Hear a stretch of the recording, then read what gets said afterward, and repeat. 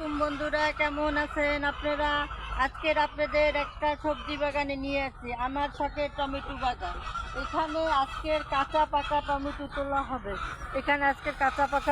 তোলা হবে। কেমন হবে জানাবেন, হ্যাঁ আপনারা। এই এই এই টমেটো অনেক স্বাদ, বাজারে কি আর টমেটো। এখানে টমেটোগুলো ডায়মন্ড টমেটো বলে এগুলো অনেক স্বাদের টমেটো এবং খেলে মুখে লাগিয়ে থাকে। আপনারা আজকের আমাকে জানাবেন কেমন হয়েছে টমেটো বাগান। এবার অর্ডার লাগলে দেবেন, আপনাদের সবাইকে দেব।